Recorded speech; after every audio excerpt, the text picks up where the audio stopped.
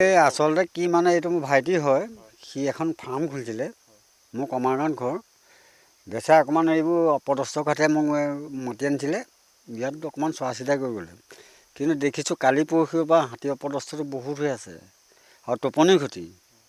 আৰু কেনেকৈ কি হ'ব, ল'ৰাটো কেনেকৈ বাচিব উপায় নাই। আৰু প্ৰশাসনৰ বিভাগৰ পৰা কি কৰে শেষ কৰিলে, নিজেই চাওক কেনেকুৱা কি হৈছে। বেঙেনা আছে, তোমাৰ আলু আছে, কবি আছে, জাতিলাও আছে, আকৌ গাজৰ আছে, চব খাই নিজে চাওকগৈ, দেখিব। যোগাযোগে আমাৰ ভাইটিয়ে কৰিছিলে, কিন্তু কালি কিবা এটা ক'লে ইয়াত আহিব নোৱাৰোঁ বুলি ক'লে ৰাতি 10টামান বজাত। এতিয়া আহিব নোৱাৰিলে আমিনো কি কৰিম, আমিতো ৰখিবই লাগিব, বস্তুটো এৰি দিব নোৱাৰি নহয়। ৰখিছে যদিও কাম মানে কোন পাকেদি আহিছে ধৰিব পৰা নাই। নাই, দুটা তিনিটা আহিছে, জুম নহয়। আপোনাৰ 4.5 বিঘা।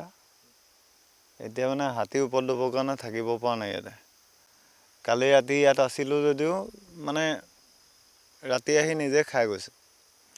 প্ৰশাসনৰ লগত যোগাযোগ কৰিলোঁ, সিহঁতে ক'লে যে আমি চাপৰিত ডিউটি নাই। বন বিভাগৰ লগত কথা কৈছোঁ মই। অতুল বুলি কয়, বনগাঁও, মাজুলী।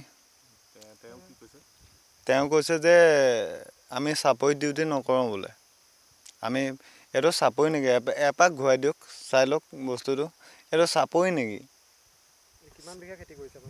25 বিঘা। বেঙেনা খালে, ৰঙালাও খালে, আলু খালে, জাতিলাও খালে, একোৱেই নাই আৰু এতিয়া বৰ্তমান।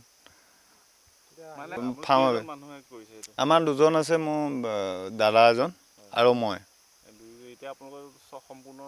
সম্পূৰ্ণ চফাই আৰু সম্পূৰ্ণ চফা। আপুনি চাব পাৰে, এয়া চব মহতিয়াই থৈ গ'ল। আপুনি 25 বিঘা আলু কৰা মানে সোজা কথা নহয়। আজি 4 লাখ 5 লাখ টকা ইনভেষ্ট কৰি দিয়ে, 10 লাখ টকা নাপায়, কৰিব কি?